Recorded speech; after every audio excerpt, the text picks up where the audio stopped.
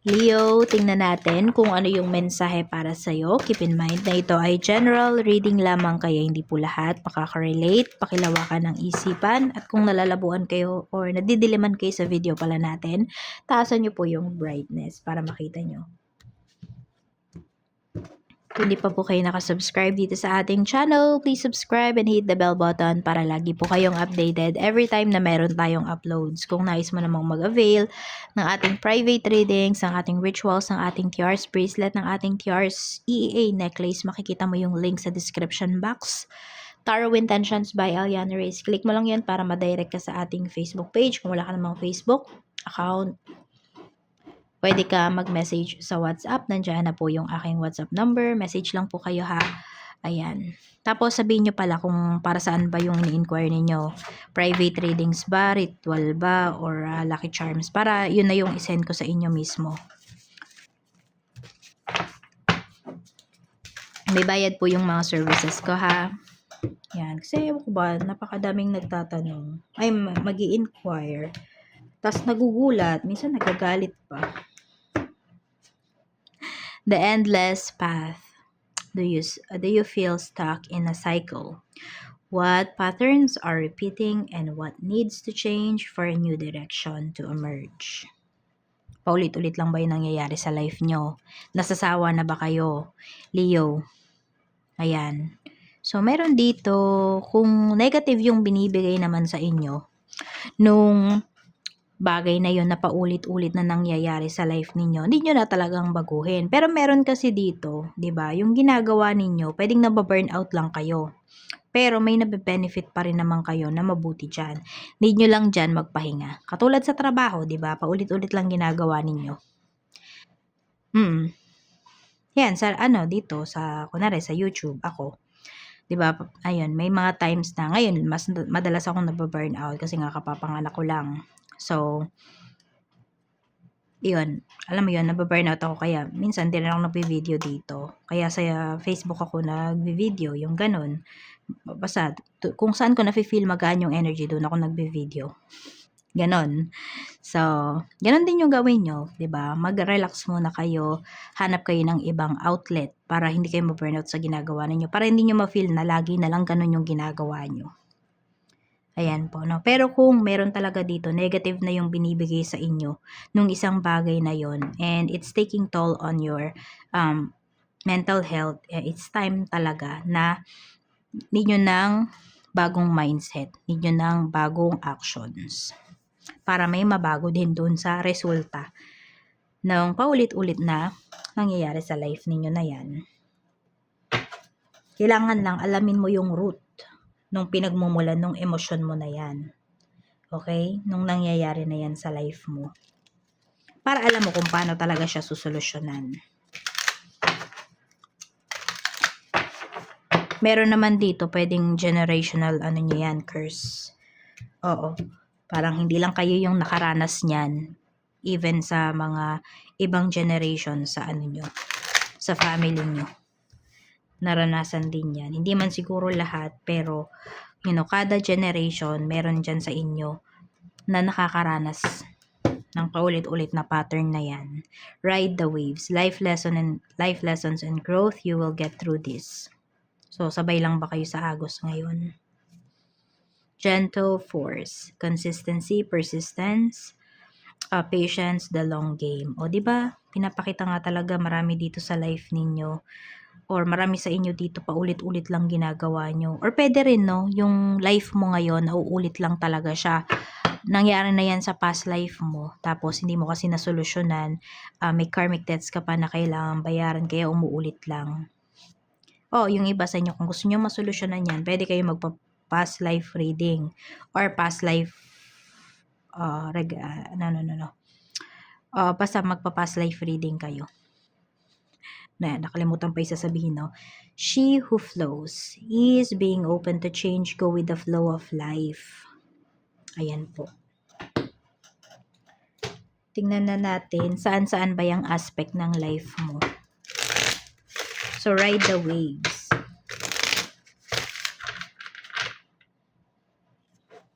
Queen of Wands. Five of Swords. So, meron dito female energy sa life mo. Okay? Yan. Pwedeng yung tao na to, alam mo yung nakadepende to sa'yo, pero sinisiraan ka. Meron ako nakikitang ganyan. Or, hindi ka man siguro sinisiraan ng tao na to sa ibang tao, pero kung ano-ano yung sinasabi nito behind your back. Pero hindi mo pa rin maiwan. Feeling mo ba may lesson pa na ibibigay sa'yo yung tao na to? Or nabigay na nito lahat yung lesson? Hindi ka lang talaga natuto. Nahihirapan ka lang siyang ikat sa life mo. Sabi dito, oh, you will get through this. Meron ditong someone na naninira sa'yo eh. Oh, pwedeng nakakausap mo pa to. Pwedeng kasama mo nga to sa bahay. So, nandun ba yung nahihirapan ka, Leo, na umalis sa bahay? Oo. Or sinasabi mo, bakit ako yung aalis sa bahay? Bahay ko to. Pwedeng ganun, no? Kaya nahihirapan talaga kayo. Kasi naiisip mo, ikaw pa ba yung mag-a-adjust? Or nag-a-adjust ka na nga eh, ako pa ba yung aalis? Yung tipong ganyan. Pero kung para sa mental health mo ninyo, di ba, why not? Gentle forces. The long game. Oh, to para sa mga pangarap mo to. Para sa mga goals mo to. Uma-action ka naman talaga. At may progress ha. Kailangan mo lang daw maging consistent dito. Hindi ngayon, kunwari, ayan, pagpasok ng taon, di ba? Sobrang energetic ka ba? Gustong-gusto mo na talagang, alam mo yun, pinangako mo sa sarili mo na ganito ganyan. Pero kalagitnaan ng taon, biglang nag-snap. Diba? Nawala yung pagiging consistent mo, nawala yung spark, nawala yung momentum, nawala yung sigla mo pagdating dun sa mga goals mo. Nararamdaman mo ba yan? Yan yung sinasabi ko sa inyo na pwede kayong ma-burnout or baka na-burnout lang kayo. Mag-rest kayo, hanap kayo ng ibang pagkakaabalahan muna. Ganun yung gawin nyo. Yan, basta wag mo itong ititigil. Medyo malayo-layo pa rin kasi talaga yung lalakbayin mo, yung mga pagdadaanan mo para dito sa goals mo. Pero ma-achieve mo yan. Oo. Kailangan lang pasensya. Yan. Totally, hindi ka naman hihinto eh. Medyo magre-rest ka lang talaga. So, pwedeng yung gawin mo yun from time to time para hindi ka ma-burn out. Oo. Sabi ng iba, hindi pwede kasi mas lalong tatagal. Hindi, baka mas lalong tumagal kapag hindi ka nagpahinga. Pag hindi ka nag-pause. Diba? Kaya mag-pause ka kung kinakailangan. Leo, para dito sa mga dreams mo. O, yan o, nangangarap na kayo, uma-action pa kayo. Kaya maganda yung pinapakita dito. Kaya maging gentle lang kayo sa inyong sarili. Huwag niyo masyadong biglain yung sarili niyo. No? Yun yung gawin niyo. Alam mo ba, yung naririnig ko na kanta bago ko magsimula dito is Apple and Cinnamon by Utada Hikaru. Try niyong pakinggan yun. Hindi ko nakakantahin kasi minamalat ako. Totoo. Kaya ano lang eh. Nakalapit ako dito sa mic ng phone. Minsan nawawala yung boses ko. So, ayan, baka ako ang kailangan ng pahinga, no? Puyat lang kasi nga, may baby. So, ayan, napaliwanag pa. Tignan na natin. Asan na pa tayo dito? She who flows. Sabi, is being open to change. Go with the flow of life. Kayang-kaya mo daw. Kayang-kaya mo. Kailangan mo makilaro sa takbo ng buhay. Huwag mong pipigilan yung mga waves sa life mo kasi mapapagod ka. Katulad niya, di ba? Meron ba mahilig mag-swimming dito sa dagat? Try yung pigilan yung parang kalabanin niyo yung alon. Tignan mo, pagod na pagod ka. Di ba? May stress daw kayo. Kaya, ayan. Di ba? Huwag niyong pigilan yung mga alon sa life niyo. Huwag niyong labanan. Go with the flow ka muna. Basta kumikilos ka, okay, may progress na mangyayari sa life mo. Go with the flow of life. Ayan. Meron kailangan baguhin. Okay, so kung nalaman nyo na kung ano yung dapat nyong baguhin, yan, tsaka po kayo umaksyon. 'Di ba? Yung pagiging go with the flow mo naman na yan is nandyan, may ulirat ka pa rin. Okay? Alam mo pa rin yung ginagawa mo kahit, ayan, sumasabay ka sa agos ng buhay. Pero meron kang plano. Sige. 'Di ba? Ito siguro sabihin natin, ito muna yung pause mo. Yung pagsunod sa agos na yan. Pagsunod sa waves na yan. Okay? Sa alon. Para makapag-focus ka. Malay mo, 'di ba? Doon sa alon na yon, doon ka makapag-focus. Doon mo ma-realize yung mga dapat mong baguhin sa life mo. Tingnan natin pagdating naman sa iyong emosyon. We have Wheel of Fortune. Okay na okay. Alam mo, okay na mag-manifest ka din ngayon. Kasi ang swerte mo daw, oh. Umaayon sa'yo. Aayon sa'yo yung mga minamanifest mo ngayon. Yung heart desires mo. Ma-appreciate mo din yung life mo. Ma-appreciate mo yung mga nangyayari sa buhay mo ngayon. This is your mind. Ayan. So, yung mind mo naman, medyo ito yung kailangan mo talagang i-clear. Ayan, ang dami mong iniisip. Pwedeng hindi ka nakakatulog, kakaisip. Or madami kang kailangang tapusin na gusto mo tapusin ka agad. Kaya lang need mo talaga ng rest. So, mag-rest muna para makapagpahinga din yung isipan mo. Pwedeng yung isipan mo, sige, di siya makatulog, pero yung katawan mo, baka need na niya ng pahinga. Kaya ipahinga mo muna yan, Leo. Okay? Huwag mo masyadong stressin yung sarili mo. Meron din ba nakakaramdam ng depression dito kasi ang taas ng expectation sa'yo. Ayan. Or ikaw mismo, mataas yung expectations mo sa sarili mo, tapos di mo siya nami-meet. So, kung ano lang muna yung kaya nyo, yun muna yung gawin nyo. Basta meron nga kayong ginagawa, may progress, may paggalaw. Hindi nakastuck lang kayo dyan, di ba? Kaya anayin muna. I-appreciate nyo muna yung mga small steps na ginagawa ninyo. Steps pa rin yan. Katulad niyan, di ba yung, ako na naman, example lang naman kasi to. Ayan. So, ayan, katulad ko, di ba? Ngayon, dati, di ba, yung ginagawa ko nung mga ilang years yon na, kunwari, 4 videos a day. Yun yung ginagawa ko. Ngayon, bihira ko na lang magawa yon. So, 2 videos a day lang. So, kasi pag pinilit ko na 4 videos, magiging lata yung, magiging lata yung maingay lang pero walang laman. Yung reading. Yung iba sa inyo, ganun na yung nafe-feel nyo kasi di kayo nakaka-resonate. Diba? Lalo na siguro kung hindi ako magpapahinga. Yung tipong ganun. So, yun, pahinga nyo. Ganun yung gawin po ninyo. Oo. Kahit papano, diba? May magigain ka na strength dun sa pagpapahinga mo na yon, sa pagre-rest mo na yon, sa pagsunod mo sa alon na yon. So, we have Knight of Cups. Ito naman yung iyong spiritual health. Tingnan mo, may ino-offer sa'yo dito. May help kasi na paparating sa'yo. Pero baka hindi yun na dumarating kasi nga pagod yung isipan mo. Alam mo yung di mo na siya kayang i-absorb. Ganyan, yung mga bagay-bagay na dumadating sa life mo. At actually, maraming blessings po ang paparating sa'yo, Leo. Tingnan natin, okay? Energy ng mga taong makakasalumuha mo. We have 2 of Swords. Ayan, okay. Mag-ingat ka sa mga taong makakasalumuha mo ngayon. Kasi, pwedeng sa kanila mo nakukuha yung pagdadalawang isip. Oo. Ayan o, baka ma-absorb mo. Kaya mag-iingat ka. Para di mo ma-absorb yung mga energies na yan. Tingnan natin.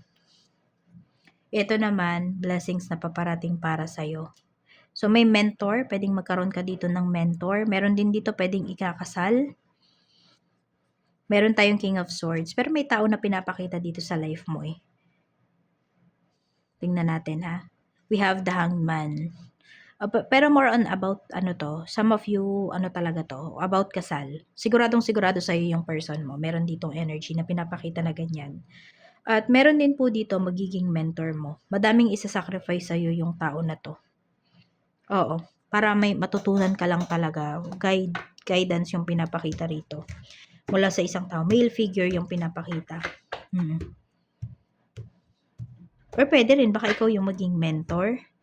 Ikaw yung magbibigay ng blessings dito, ng aral sa ibang tao. Pwede. So, blessing both sides yun. Whether ikaw yung makareceive or may maging mentor ka or ikaw yung maging mentor, magiging blessings ka naman sa ibang tao. Tignan natin. Pero, kung nape-pressure ka talaga, Leo, wag mo munang isipin yun, okay? Relax mo muna yung energy mo as much as possible. Kung hindi ka pa prepared, hindi ka pa ready, okay lang yan. Kahit small steps, okay lang din yan. Okay, tignan na natin. Pagdating naman sa work, kamusta? Sa work, we have 7 of Swords. Meron tayo ditong The Magician. And meron tayo ditong 9 of Cups. So, magiging happy ka talaga dito sa mga ginagawa mo. Actually, napakadami mong efforts pagdating dito sa work. So, magagantimpalaan ka naman talaga dyan. Ayan o. May offer nga sa'yo dito. Pwedeng may salary increase. Kung hindi man to salary increase, pwedeng bonus. One time, big time bonus ang ibigay sa'yo dito pagdating sa trabaho. Pwede rin tips. Maka-receive ka ng maraming tips dito. Tingnan natin sa mga coworkers mo. We have justice. Okay, madami ka dito mga coworkers na honest naman po talaga. So, hindi sila mga credit grabber, mga ganyan. Ayan o. Yan. Tsaka ginagawa lang din nila yung kanilang trabaho. So, marami kang mga coworkers dito na ang pinunta talaga nila sa trabaho ay trabaho. So, wala kang magiging masyadong problema sa kanila. Sa naman tayo? Sa business. Kung may business ka, ang ganda ng energy mo pagdating sa business. King of Pentacles. Ace of Wands. Yung mga dyan, yung mga gustong magsimula ng business, simulan nyo na At marami nga dito kung may current business kayo, mas tatatag pa po siya. Maging hands-on lang daw kayo, ha? Maging hands-on lang. 2 of Cups. And meron kang support na marireceive. Maganda din po yung mga marireceive mo na feedbacks sa iyong mga kliyente. Ayan, marami kang magiging clients dito. Hindi ko alam kung event ba yung ninyo, about event basta event organizer ba yung iba sa inyo, or nagki-catering ba kayo? Kasi parang maraming tao na dito sa business mo. Parang madami kayo talagang clients, ganyan. May mga kasal din akong nakikita rito. Hindi ko alam kung nagme-makeup ba yung iba sa inyo, ganon. Basta more on mga events. Malakihan po. Or maramihan. Yan, tuloy-tuloy yan. Ang ganda ng inyong negosyo. Basta maging hands-on pa rin daw kayo kahit malaki-laki na yung business ninyo. Para masigurado mo talaga yung quality. Tapos, train mo yung mga tao mo. Wag kang magtipid doon sa pagtatrain sa mga tao mo. Tingnan natin sa kita. Ayan paganda yung kita mo. Paangat talaga siya ng paangat. We have the Tower. Meron kayo ditong biglaan. Hindi problema. Magandang kita. Ayan yung magugulat talaga kayo. Kaya lang ito, nasa sa inyo daw kung tatanggapin nyo, or depende kasi sa sitwasyon, no? Ayan. Pero mag-iingat din kayo at the same time. Pero basta more on, ewan ko, dito, sa dalawa lang na to, positive yung nakikita ko na energy dito May big blessings na paparating dito sa negosyo nyo. Basta biglaan siya. Siguro yun, kaya medyo malulungkot kayo kasi biglaan, baka hindi nyo matanggap yung na to, sabi natin, yung schedule, ganyan. O yung client na to, parang wrong timing. Baka merong maging ganun na scenario pagdating dito sa inyong negosyo. Tingnan natin, okay? Pagdating naman sa iyong staff, Page of Cups. Diba, kayang-kaya mo daw talagang i-train. I-train mo yung mga staff mo. Kasi asset talaga sila pagdating dito sa iyong negosyo. Tsaka masasaya, magagaan yung energy ng staff mo. Kaya magaan din yung energy dito sa iyong negosyo, yung pasok ng kliyente, ng pera. Tingnan natin, pagdating naman sa pera, napaka-hardworking talaga ninyo. Parang alam mo yon, Leo, nakikita ko sa'yo, kaya din nape-pressure ka, nandun din kasi, kaya pagod yung energy mo, kasi wala kang sinasayang na oras dito. Ayan hanggat may oras ka, hanggat kaya mo, kaya na lakas mo talaga, mabilis mo talagang ma-achieve din. Okay, may paghihintay pero masasabi natin mas mabilis pa rin compare sa iba. Yung paghihintay mo or pagkilos mo, pag-achieve mo ng stability pagdating sa life mo or pagyaman mo. Ayan sa pagyaman ka talaga papunta. Kaya sipagan mo pa pero you make sure na hindi ka mababurn out or yun nga, meron kang ibang hingahan, tipong ganun po, para hindi ka naman ma-burn out dito. Pero ayan, sa pag-unlad ka talaga, papunta sa pagyaman. Claim mo na yung positive energy na yan. Lalo na kung alam mo na ikaw yung tao na tinutukoy dito sa reading natin. Tignan naman natin pagdating sa love life mo, kamusta? We have the moon. Okay? Meron ditong energy of completion. So, baka may mga single dito na naka-move forward na. Pero kung kayo naman ay may karelasyon po rito, merong naninira, or may asawa ka, may karelasyon, pwedeng may naninira sa inyo. We have the Chariot. May nababalitaan ka ba na may third party yung person mo? Tingnan natin. Wala naman kasi, oh. Okay, wala namang pinapakita na may third party dito. Pwedeng yun lang yung chinichika sa'yo. So, may mga naninira po talaga. Nasa sa'yo daw kung yan ba ay aanohin mo. Babaliwalain mo or i-confront mo yung person mo. We have 3 of Cups. Meron dito talaga ayaw kang maging masaya. Pero kung ito, alam nyo talaga na meron, what I mean is may history. Tapos, pwedeng history repeats itself. So, yun ba yung nafe-feel po ninyo dito? Pinatawad nyo na yung person nyo pero umulit na naman. So, baka yan yung endless path na pinapakita rito. We have Death card. So, kung ganyan, ito yung time to move forward daw. Ayan, para maging masaya ka, para you find real happiness talaga, para maramdaman mo talaga yung real happiness. Tingnan pa natin. So, ayan na, kung walang history, may naninira lang po sa inyo. Kung may history naman, ayun, bumalik talaga ang person mo at yan yung lesson na kailangan mong matutunan this lifetime. Begin again. Former lovers, after going through a lot separately, you reunite and reconsider your relationship. Tignan mo talaga ha. Baka may naninira lang talaga dito sa inyong dalawa. Or maybe this is the perfect time para sa inyo. Basta nakikita mo kung, yun nga, kung sabi natin may history yung person mo, nakikita mo naman na may pagbabago. Diba? Nagbabago talaga siya. Tapos mahal mo pa rin. So, okay lang daw pagbigyan. Pero kung meron dito, meron ulit na third party involved sa inyong relationship, walang pagbabago, mayabang pa yung person mo, siya pa yung matapang, alam mo na yung gagawin. Okay? So, mag-umpisa ka na hindi kasama yung tao na to kasi mas magiging masaya ka. So, yan po ang mga scenario. Yan ang ating reading. Maraming salamat po, Leo. Mag-iingat ka and see you again on my next video.